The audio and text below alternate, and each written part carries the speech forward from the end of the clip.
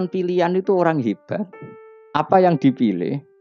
Apa berdasar definisi? Apa berdasar kehendak yang milih? Kok mulai do pinter, tumben do pinter.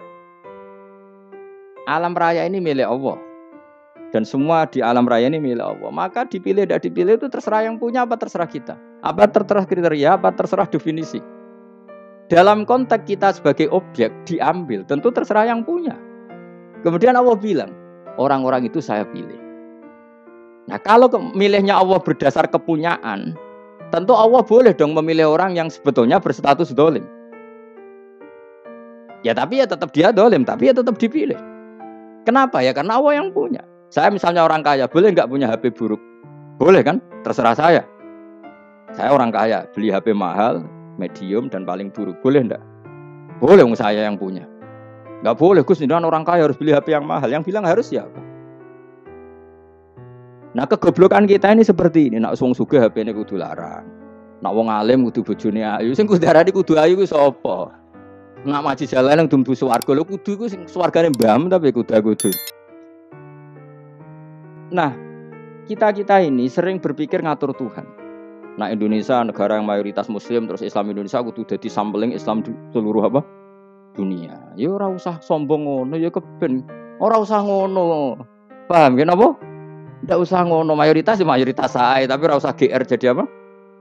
Percontohan internasional. Mungkin kalau masalah Islam damai ya bagus. Tapi itu kan tidak hanya Indonesia. Di mana-mana yang Islam damai juga. Dan yang tukaran juga banyak. Toh yang tukaran enggak pernah maklumatkan diri ini percontohan dan enggak. Ya biasa saja. Saya ulang lagi ya.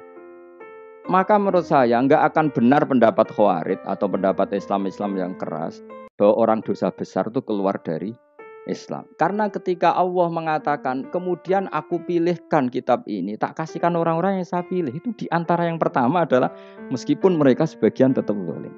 Artinya tetap zalim itu tidak menjadi dia keluar dari status Islam. Paham ya? Sekarang saya tanya, yang dikatakan warga Indonesia itu siapa? Ya siapapun yang bergeografis di Indonesia, lahir sebagai akte Indonesia, ya orang Indonesia. Kemudian ada yang penjahat, ada yang maling, kita penjara. Apa dia keluar dari kebangsaan Indonesia? Enggak kan? Sama ketika orang Islam menjadi zina dan fase koruptor, keluar dari Islam enggak? Enggak. Karena Allah tetap bilang famin. Apa? Famin. Jelas ya? Wes kayak gak ngarah Khawarij. Kenapa? Kalau Khawarij cara berpikir itu ekstrim. Setiap dosa besar itu mengeluarkan orang dari status Islam. Oh, itu bahaya sekali. Karena nanti kalau itu iya, kita akan kehilangan banyak orang nopo Islam. Makanya Nabi nanti ngendikan, saya berharap yang nanti masuk surga dari umatku itu separuh, 2/3. Itu kata ulama-ulama. Kalau kita pakai mazhab Khawarij, orang Islam itu tidak sampai 1/3. Karena banyak yang keluar dari Islam. Duwe keris gak Islam, duwe akeh ra Islam. Nglakoni jimat gak Islam, nyekel patok gak Islam, dosa gede gak Islam, korupsi gak Islam. Terlalu banyak yang kita usir dari Islam. Lalu kita ngusir atas nama apa? Coba. Kalau atas nama Tuhan kamu tidak Tuhan. Atas nama wakil Tuhan, Tuhan tidak pernah mewakilkan ke Anda. Ora-ono mandate. Yang kita tahu dari Quran ya ayat ini, tsumma awrasnal kitabal ladzina astafaina min ibadina. Kemudian kitab ini tak kasihkan orang-orang yang saya pilih, dan orang yang saya pilih itu faminhum zalimul li nafsi. Dan sebagian dari itu adalah orang zalim, dan itu jelas bagian dari itu. Artinya keluar apa masuk? Keluar apa masuk? Masuk. Meskipun ya yang zalim tetap berstatus zalim, kayak warga Indonesia ini semua warga Indonesia. Paham ya? Yang maling ya tetap warga Indonesia, meskipun ya tetap maling. Jelas ya? Itu nantora ya. Makanya ahli sunnah itu pendapatnya falam nukafir mu'minan bil wisri. Kita tidak akan mengkafirkan orang mukmin hanya karena melakukan dosa.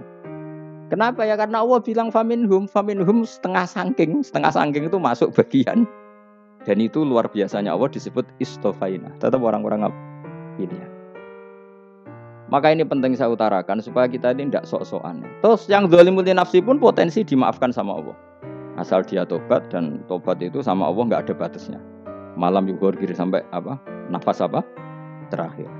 Dan kadang orang itu sebetulnya nggak niat tobat, cuma ada perilaku tertentu sing dadian Allah itu simpati. itu juga banyak yang diterima tobatnya Allah. Makanya kata ulama-ulama itu, istighfar itu tidak syarat diampuni. Yang menjadi orang terampuni itu kehendak Allah. Istighfar itu bagian kecil dari syarat-syarat itu. Tapi bisa saja orang tanpa istighfar tapi diampuni